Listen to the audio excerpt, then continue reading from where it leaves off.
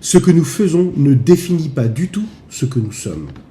Celui que nous sommes, ce que nos enfants sont, c'est ce qu'ils sont, à savoir une âme divine, peu importe ce qu'ils font ou pas.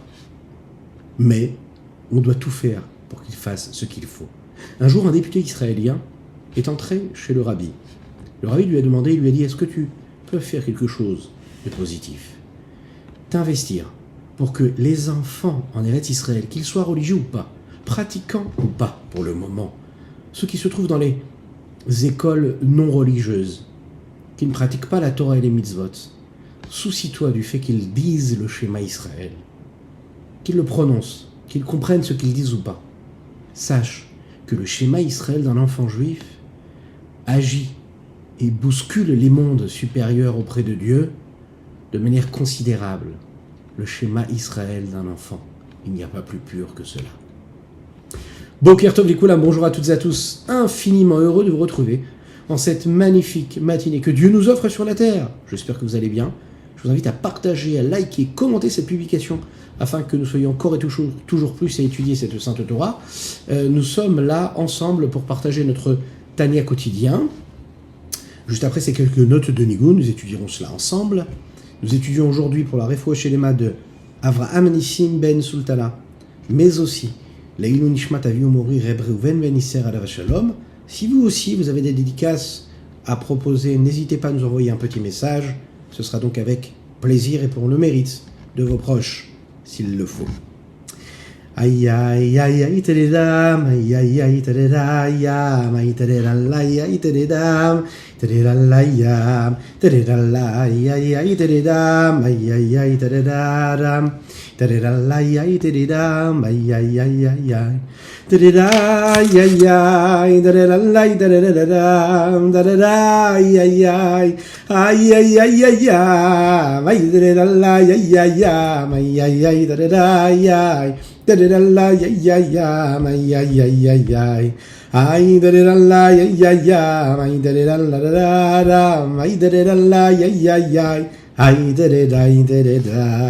ay.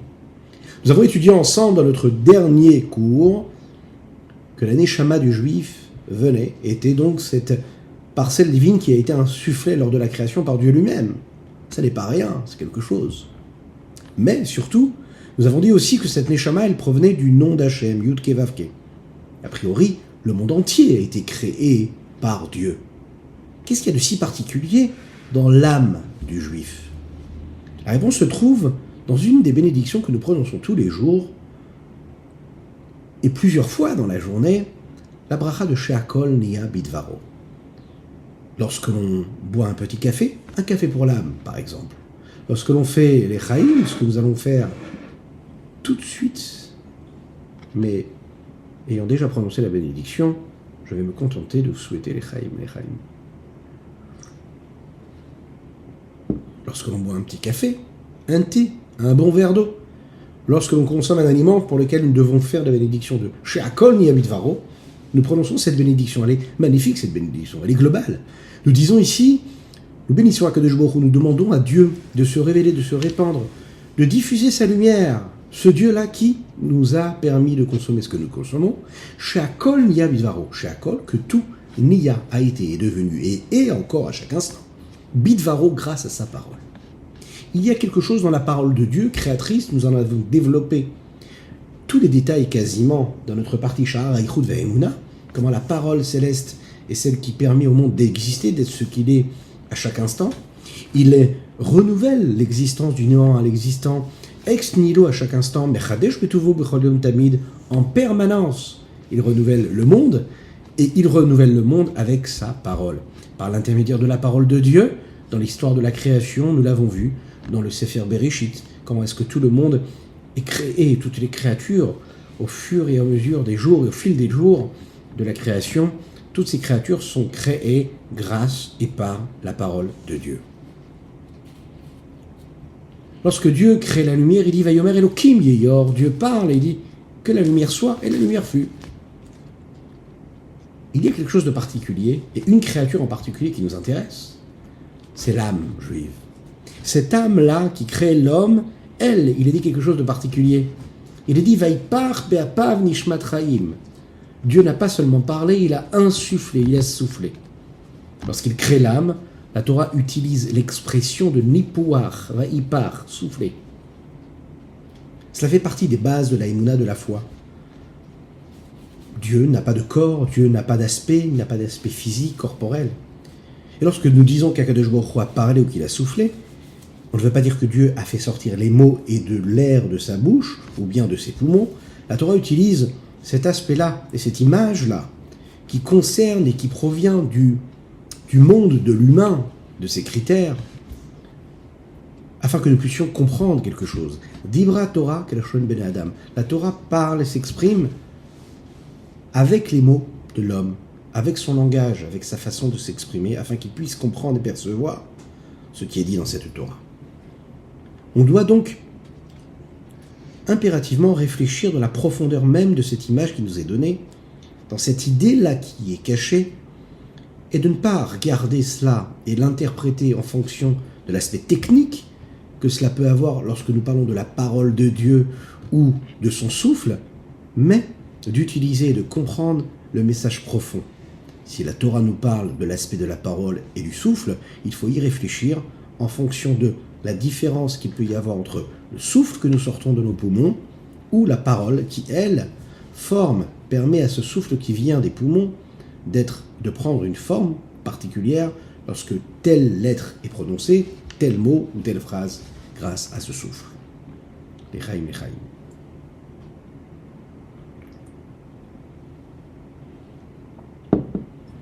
Lorsqu'un homme parle, il peut parler des heures nombreuses, sans s'arrêter et puis sans se fatiguer. D'un autre côté, un homme qui prend un ballon et qui souffle dans un ballon, très rapidement, il se fatiguera, il ne pourra pas continuer à souffler. Il aura besoin de reprendre sa respiration. Il y a déjà premier palier de différence, nous le voyons là, on peut parler longtemps et on ne peut pas souffler aussi longtemps que l'on parle. On peut prendre un chauffard, par exemple, et souffler dans un chauffard, mais il faut très rapidement s'arrêter pour reprendre sa respiration. Pourtant, parler, on peut parler sans discontinuer.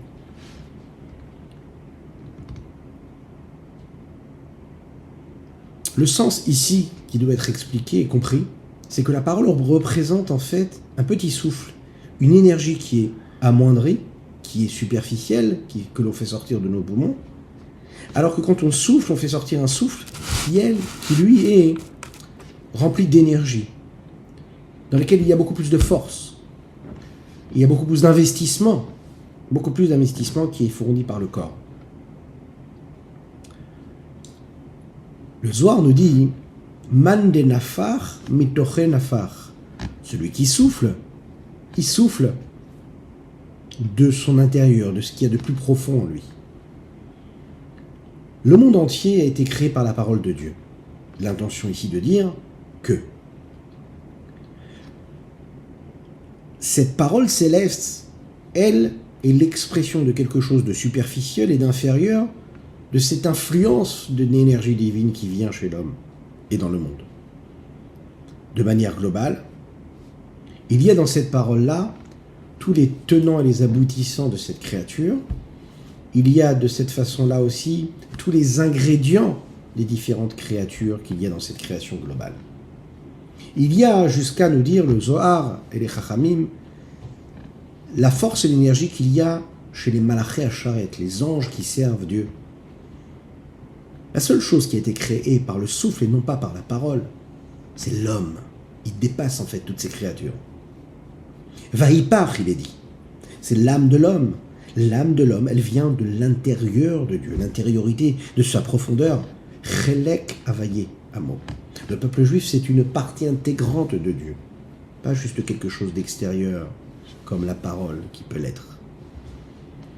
Cela peut ressembler à la différence qu'on est capable de faire entre ce qu'un homme est capable de faire avec ses mains et ce qu'un homme est capable de produire lorsqu'il donne et qu'il fait et qu'il apporte ce miracle-là que Dieu nous a donné, à savoir de mettre au monde des enfants. Les deux proviennent de l'homme. Ses actions, ce qu'il est capable de créer, cela peut être des œuvres d'art, cela peut être des objets, cela peut être imaginations qu'il va réussir à créer, à mettre en œuvre, à construire, à bâtir, ce ne sera jamais ce qu'il sera capable de créer à travers l'enfant qu'il va mettre au monde, qu'il va apporter au monde. Ce qui vient de l'homme, dans sa plus grande des profondeurs, ce qui vient de son cerveau, c'est son enfant. Ce qu'il est capable de faire par les mains, par la force de ses mains, par l'investissement physique, ça n'est pas du tout pareil, même si ça vient de lui. L'expression même de ce que nous disons ici, c'est que tout le monde et toutes les créatures qu'il y a dans ce monde-là, ce sont des actions, ce sont des créations qui sont les mains d'Akadosh Baruch Hu. Alors que les bénis Israël, le peuple juif, ce sont ses enfants. Et ça, c'est quelque chose de particulier. Qui chelek havaye amo. C'est une partie de Dieu intégrante.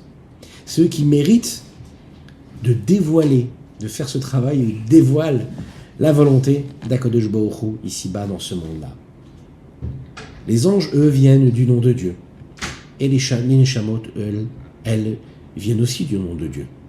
Mais les noms de Dieu, il y en a plusieurs. Il y a le nom que nous appelons Shem Havaye, Yudke Vavke, et il y a le nom de Dieu qui lui est appelé le nom de Elohim. Il est dit dans les textes que les anges, eux, proviennent du nom de Elohim, et l'homme, lui, vient, les neshamot, les âmes, viennent du nom de Havaye. C'est donc différent. Une petite histoire. L'histoire d'un enfant, puisque nous parlons des parents et des enfants, qui venait d'une famille très très très religieuse, qui est né dans une famille pratiquante, et qui, au bout d'un certain temps, cet enfant-là se posait des questions. Il avait du mal à trouver son bonheur, son équilibre, comme il peut se passer, comme ça peut se passer souvent. Souvent, non, pas trop, on l'espère, mais en tout cas, ça arrive. Et puis, ces parents-là avaient du mal à savoir quoi faire, comment lui parler à cet enfant-là. Cet enfant-là qui s'écartait de la bonne route, qui ne faisait pas tout ce qu'il fallait faire. Ils ont réussi quand même à avoir une discussion avec lui en lui disant « Regarde, est-ce que tu acceptes d'aller voir un grand tzaddik ? Juste tu vas le voir, parler avec lui, dis-lui ce qu'il y a sur ton cœur, ce que tu ressens. Juste parle avec lui. » Ce jeune homme s'est donc rendu chez le tzaddik, il a expliqué ce qui se passait. Le tzaddik a été très attentif, et là on aurait pu croire qu'il aurait eu une réaction de rejet, ou même de leçon, de grands discours. Non. Ce tzaddik-là va lui dire, regarde, vis ce que tu as besoin de vivre. Ce sont des épreuves, vis ce que tu as à vivre. Ce que tu ressens, ce que tu as besoin de vivre, vive-le. Une chose que je te demande, par contre, regarde, tu as la chance d'avoir une barbe, tu es né dans une famille religieuse, et tu es un garçon avec une barbe. Garde la barbe. Cet enfant l'a regardé, ce jeune homme l'a regardé, il ne comprenait pas. Il est capable d'aller faire des avérotes, des choses qui sont très graves. Et voilà que le tzaddik lui dit, non, peu importe ce que tu feras, garde toujours la barbe. Ce jeune homme s'est dit, ok, c'est un tzaddik, je crois en ce tzaddik, j'ai besoin de vivre ce que j'ai à vivre. Il me demande de garder la barbe, je prends sur moi. Vous l'avez compris, le but de ce tzaddik-là, c'est bien sûr d'impressionner ce jeune homme-là, de le surprendre par sa réaction. Et voilà que cet enfant-là a fait ce qu'il ne fallait pas faire. Il a choisi la mauvaise route. Il a agi mal. Mais il avait toujours ça en tête, en se regardant dans le miroir, en regardant l'aspect qu'il offrait au miroir, à savoir cette belle barbe qui entourait son beau visage de jeune juif.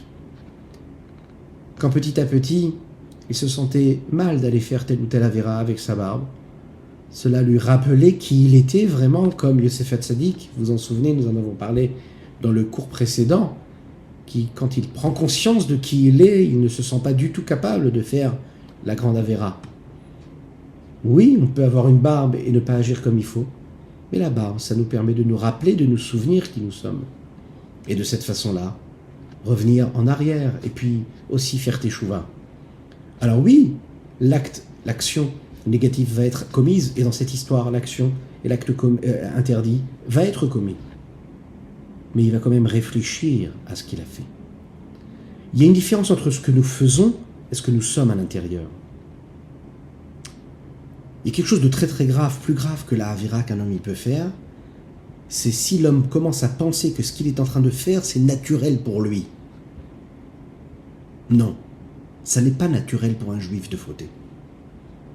Et même si tu es conscient que ce que tu vas faire maintenant, c'est ce que tu as vraiment envie de faire, à aucun moment ne le cachérise-le. Ne rends pas ça permis. Sois conscient que tu fais quelque chose d'interdit.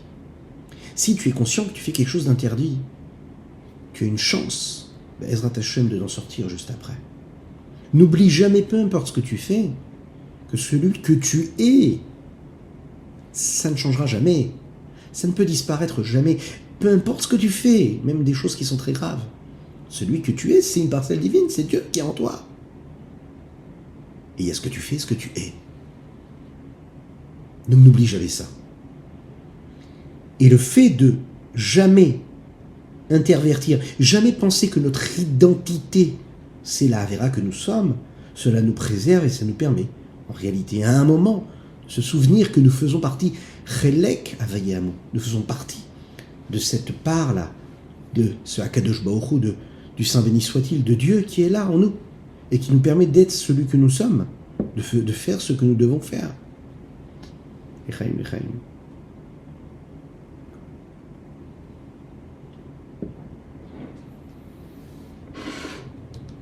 Les malachim ont donc été créés, donc, nous l'avons dit, grâce au nom de Dieu.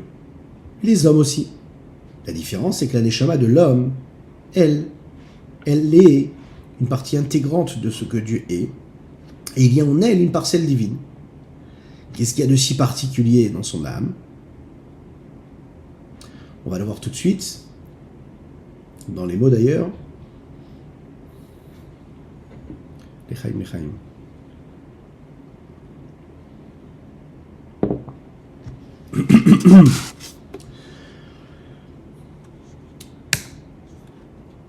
Il est dit comme ça qu'Akadosh Baruch Hu, il est considéré comme Eloké à Elohim, le Dieu de tous les dieux.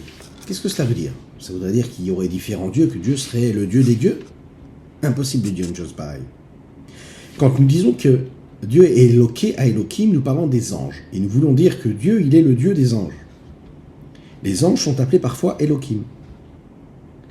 Alors que les âmes ne sont pas du tout appelées des Elohim, ni des anges, les âmes, elles sont appelées une partie de Havayé, de Yud Kevavke, de Dieu lui-même. Alors quelle est la différence entre les différents noms de Dieu, Yud Kevavke et Elohim?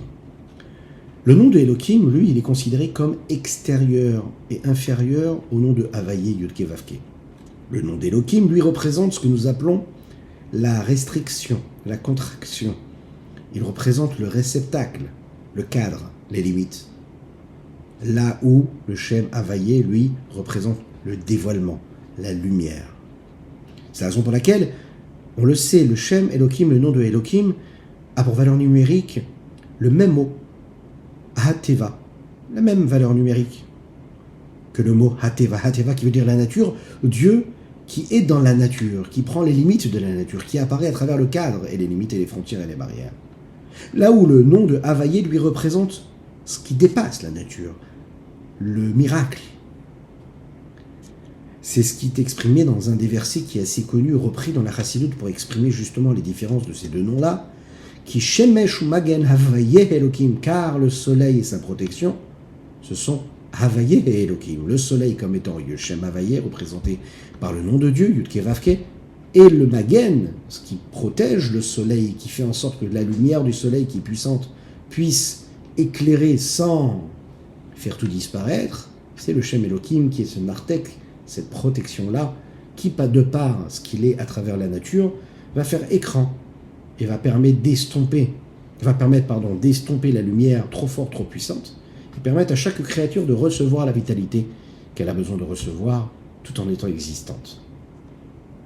Puisque les anges, eux, viennent de la parole de Dieu, qui est donc, nous l'avons dit tout à l'heure, par rapport au souffle, quelque chose de plus extérieur, c'est la raison pour laquelle eux correspondent au nom de Elohim, alors que les âmes, elles, qui proviennent du souffle profond de Dieu, elles représentent et sont représentées ici par le nom de Havayé, Yudke, Vavke.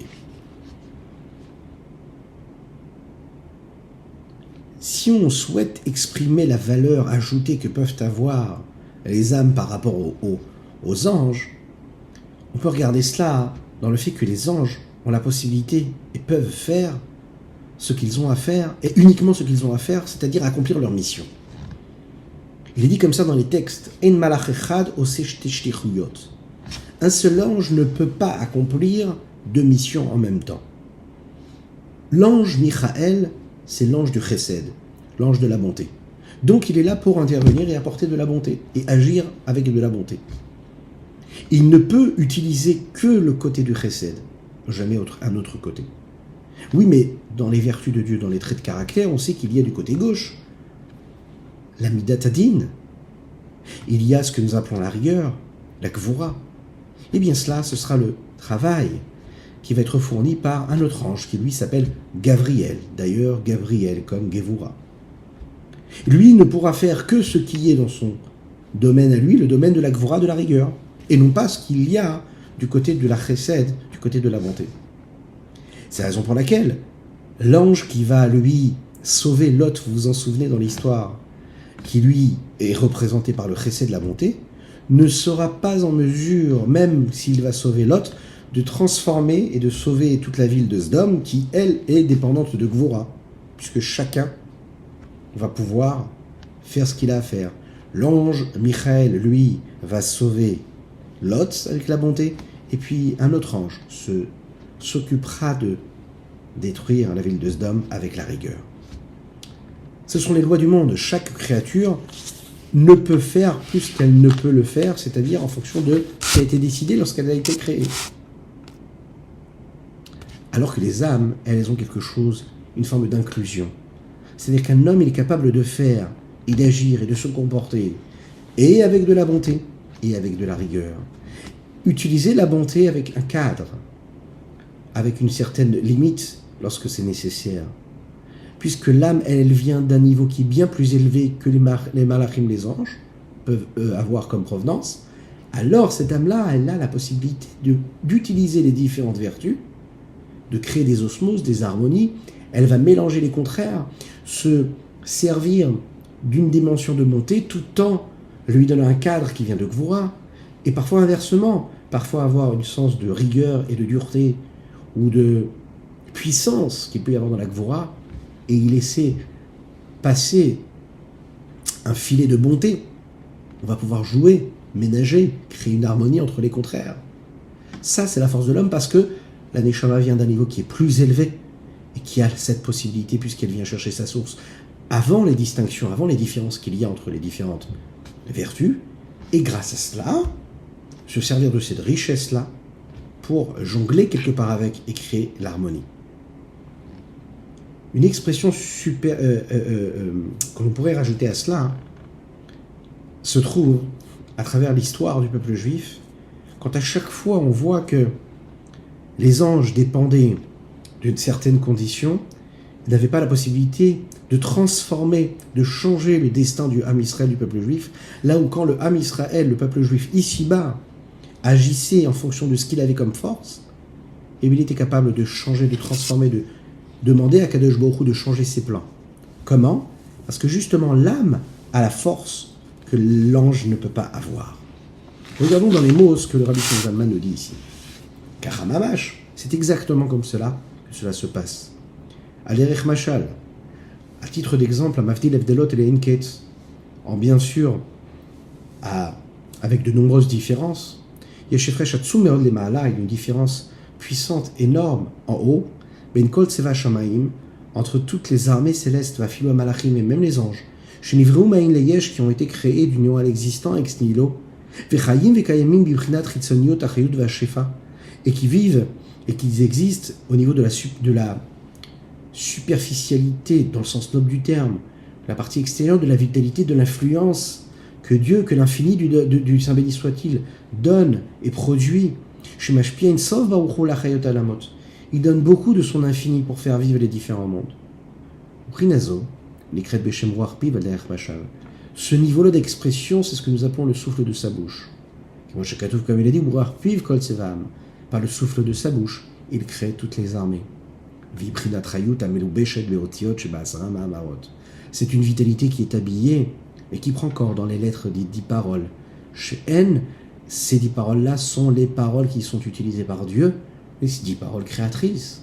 Bechinat Kelim ve'amshachot, elles sont les réceptacles, les capacités de continuité, de transfert, de passage, de transmission, de dévoilement, qui vient, elle, exprimer la vitalité de Dieu ici-bas. Verroulé, etc., comme il est expliqué dans la première partie du Tanya que nous avons par la grâce de Dieu développé, dans le deuxième partie du 11e chapitre. Ça, c'est ce qui se passe au niveau des anges. Et c'est ce qui se passe maintenant au niveau de l'âme, de l'homme,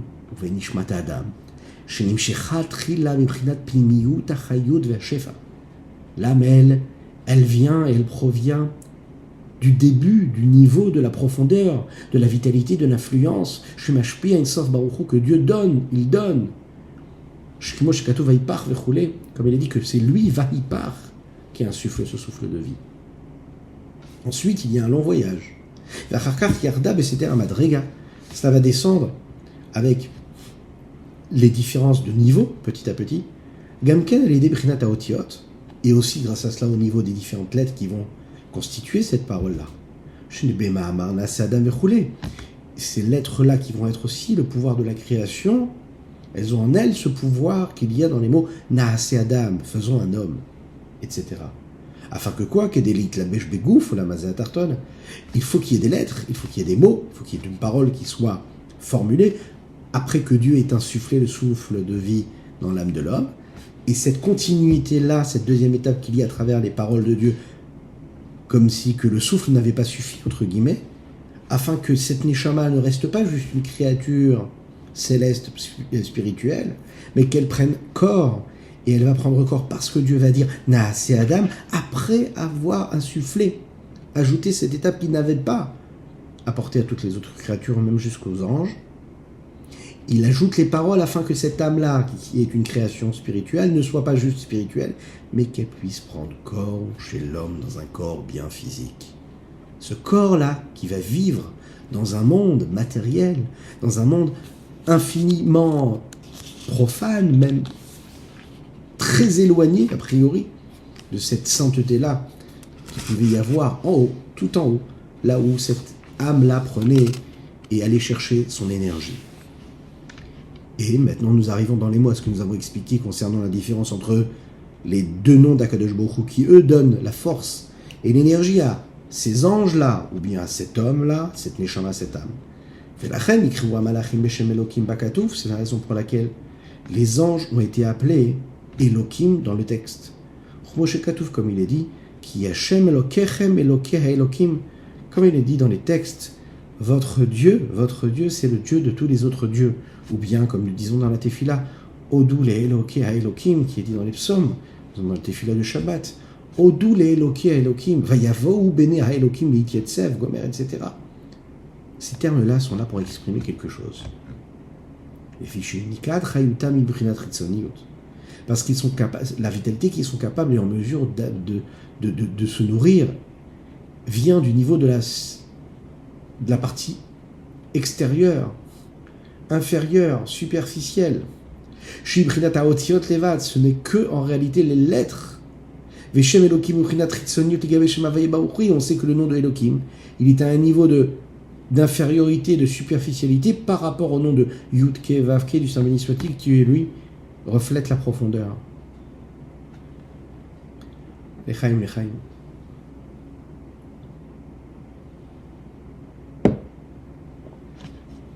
Alors que l'âme de l'homme qui, elle, aval nishmat adam shin biprinat pnimiyut achayut, la neshama de l'homme qui est le niveau de profondeur de la vitalité de Dieu. C'est une partie profonde, intégrante du nom de Dieu, Yud Vavke, le Saint béni soit-il, qui Shem Havaye Morel Pnimut Achayut, puisqu'on sait que ce nom-là de Havaye, Yud Vavke, lui est là pour montrer ce qu'est la profondeur de Dieu, la profondeur de la vitalité. Chez les Maalam, Mamala Prinata Otiot, et nous l'avons dit, nous l'avons expliqué, cela dépasse le niveau des lettres. Les lettres, eux, sont là pour donner une forme à un souffle qui est beaucoup plus profond. Les lettres, c'est celles qui donnent et qui permettent le corps. Mais l'âme de ce corps, de ces lettres-là, c'est quoi? C'est la partie profonde de cette vitalité divine. Et cette vitalité divine est représentée par le nom de Havaye, Yud-Ke Vav-Ke. Et l'âme de chacune et chacun d'entre nous provient de ce Shem Havaye, de ce nom de Dieu, qui n'est pas limité par le cadre. Cela, on doit toujours s'en souvenir. C'est la raison pour laquelle, peu importe ce que tu fais à travers tes gestes, peu importe ce que tu fais à travers tes actions, bonnes ou moins bonnes, il n'y a rien qui change de ce que tu es. Parce que ce que tu es, c'est ton âme divine. Vous imaginez que dans le texte, il est dit Chelek Eloka Mima'al Mamash. Le Rabbi Shlomo Zalman, c'est un texte qu'il a rajouté ici. Quand il dit Mamash, parce que Chelek Eloka Mima'al, ce sont trois mots qui proviennent des textes bibliques de Iyov. Le Rabbi Shlomo Zalman, lorsqu'il rapporte ces trois mots-là, il va y ajouter Mamash. Et ce mot Mamash, c'est une révolution en réalité. C'est une révolution parce qu'en fait, on est en train de dire ici, comme si on était en train de confirmer que quand nous disons Chelek Eloka, que Dieu, que la Neshama, que l'âme, c'est une partie véritable de Dieu, il est en train de nous dire que la particularité qu'il y a dans l'âme qui a été créée par Dieu par rapport aux autres créatures, c'est que toutes les autres créatures, elles ont été créées par la parole de Dieu, alors que, comme nous avons dit, même les malachim, même les anges. Alors la Neshama, elle est créée par le souffle. Et ça, c'est très particulier. L'Echaim.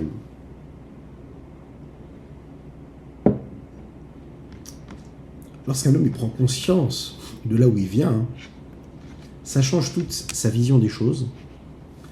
Il prend conscience de son importance. Comme on l'a déjà dit, lorsque l'on sait qui on est, alors à ce moment-là, on prend conscience de ce que nous sommes. On ne peut pas penser de la même manière, on ne peut pas parler de la même manière, on ne peut pas agir de la même manière.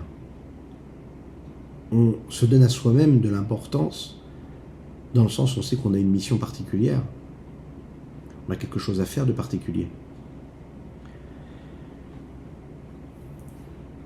Et cela développe chez l'homme, et on va conclure avec cette idée-là, un amour incommensurable pour Dieu. Lorsqu'un enfant prend conscience qu'il vient de son papa et de sa maman, il prend conscience du lien qu'il a avec eux, c'est un lien qui va dépasser même tout ce qui peut être l'expression de ce que son papa et sa maman peuvent être pour lui. Peu importe leur façon de se comporter, il ne pourra jamais remettre en question une forme d'amour qu'il a pour eux. L'expression de l'amour d'un juif pour Dieu, c'est justement ce qui se révèle et ce qui se réveille en lui lorsqu'il prend conscience de l'héritage qu'il a reçu de ses pères et qui se trouve dans le cœur de chacune et chacun d'entre nous.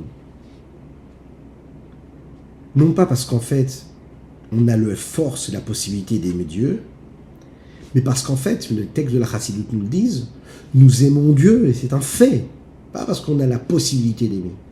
On aime Dieu.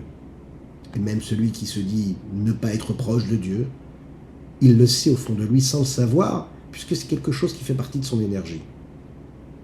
L'amour qu'on peut avoir pour Dieu, le désir que nous pouvons avoir de cet attachement, il est tellement fort que même celui qui est appelé le Kal Shebekalim, c'est-à-dire celui qui est le plus éloigné de la pratique de la Torah et des mitzvot pour le moment, il est capable de donner sa vie lorsqu'on va lui dire, on va lui demander de renier, on l'a vu à travers l'histoire du peuple juif, de renier sa religion, de renier son identité. Comme il est dit, un juif ne veut et ne peut se séparer de Dieu. C'est sa vie. L'amour caché qu'il y a en nous, elle vient de la partie la plus élevée de Dieu, à savoir de sa sagesse. De la même manière qu'un enfant, quand il naît, il vient de cette petite goutte que le papa va transmettre à la maman. On le sait, cette petite goutte-là, elle vient de la partie la plus élevée de l'homme, elle vient du cerveau, dans le cerveau de l'intelligence. Nous l'avons dit, et il suffit de regarder ce que dit le Pirkei Avot à travers le texte, ce que dit Ben Zoma, le fils de Zoma, qui, par définition, ici est appelé le fils d'eux, et qu'il se définit à travers le fait qu'il soit le fils et non pas à travers ce qu'il est lui, comme pour dire « je ne suis ce que je suis que parce que je suis le fils de celui que je suis ». Cette noblesse-là, on la voit dans ses écrits, dans sa philosophie. Parce qu'il dit qu'un homme, il est un homme justement pas parce qu'il est intelligent pour ce qu'il est lui, mais il est chacham parce qu'il l'omed mikol adam, il est capable d'apprendre de tous les autres. Et izeu chacham alomed mikol adam. Qui est le sage? Celui qui apprend de chaque homme. La société nous vend complètement l'inverse. La société nous dit que celui qui est intelligent, c'est celui qui a un QI qui est assez élevé. C'est celui qui est capable de compter rapidement, de comprendre rapidement. Ce qui est quelque chose qui dépend de ce qu'il est lui et pas ce que sont les autres. Vient Ben Zohar nous dit dans les Maximes de nos pères, dans les Pirkei Avot, non, tu veux savoir celui qui est le plus sage, c'est celui qui est capable d'apprendre de l'autre. En effet, il suffit de regarder les enfants sont capables d'apprendre beaucoup. Pourquoi? Parce que les enfants ne connaissent pas. Qu'est-ce que ça veut dire qu'ils ne connaissent pas? Ça veut dire qu'ils sont comme cette feuille blanche. Ils sont conscients qu'ils ne connaissent pas, donc ils sont dans une quête permanente d'apprentissage. Plus l'homme grandit, plus il est persuadé de savoir. Et comme il est persuadé de savoir, donc il existe trop. Comme il existe trop, il n'arrive pas à apprendre autant qu'il pouvait apprendre quand il était plus jeune. Et Zéo Chacham, qui est celui qui est le plus intelligent, c'est celui qui comprend qu'il ne connaît pas assez. Et comme il ne connaît pas assez, il peut apprendre de tout le monde. Et comme il peut apprendre de tout le monde, donc il apprend sans arrêt. Il ne se suffit pas de ce qu'il est, lui. La Chokhma, c'est la partie la plus élevée.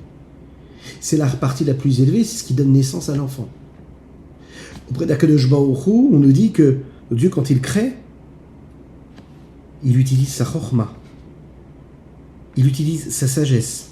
L'amour de Dieu, c'est comme l'amour d'un fils pour son père, puisque l'amour d'Akadosh Baruch Hu nous relie à sa sagesse.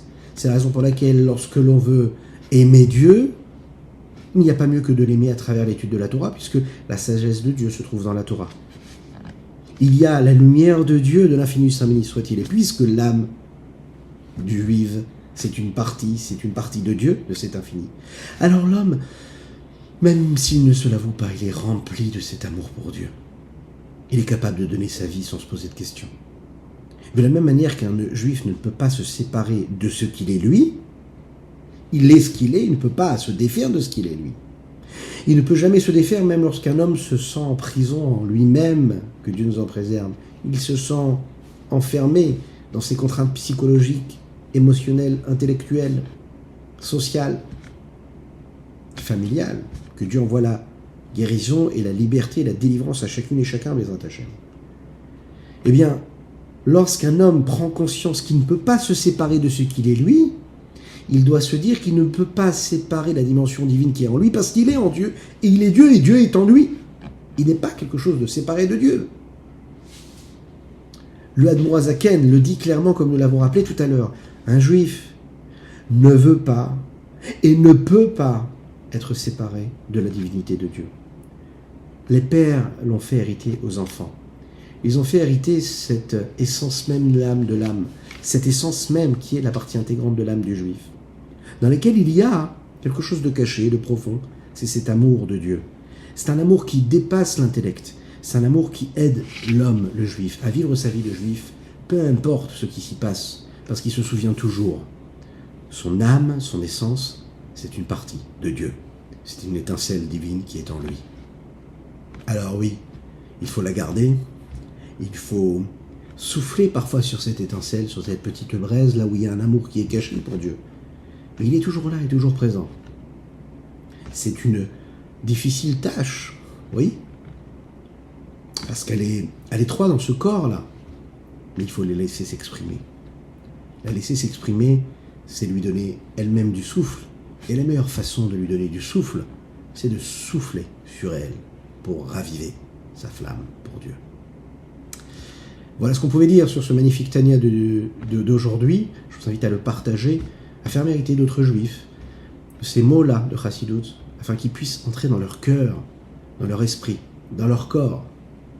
Et Be'ezrat Hashem, grâce à cela, intensifier la lumière de Dieu ici-bas sur terre et nous permettre d'accueillir très rapidement Mashiach avec le Beth Amikdash reconstruit. À très bientôt.